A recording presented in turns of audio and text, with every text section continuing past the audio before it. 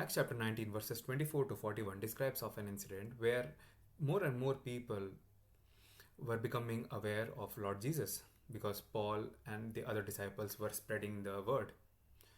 And the notion was that gods made by hands are not real. So this was becoming more and more of a consensus among the masses.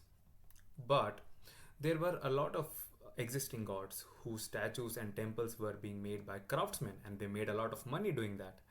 And these craftsmen's businesses were being threatened due to the spreading of the word by Paul and the other disciples. So they felt threatened. So, in order to control this situation, what they did was they dragged Gaius and Aristarchus out of the theater who were spreading the word of Lord Jesus Christ. They dragged them out of the theater in order to hurt them. But obviously, it all ended well, and Paul encouraged them and he left for another place. But the thing is that you shouldn't look what they did, they were just doing their job, right?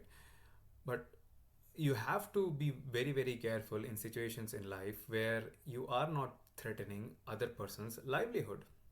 You might be just doing your job.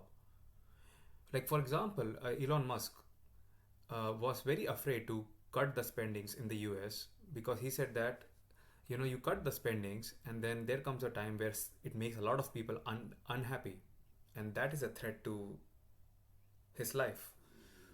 So it's a very important thing to understand that to move through life in such a way that you're not threatening other people's livelihood. You might be just doing your job, but you have to find ways to move around things because you don't want to mess with things that you do not understand or you do not see. You have to move with the perspective of seeing the consequences of your action where other people are not drastically affected by your actions, because then they might rebel against you and that might be something that you don't want to face.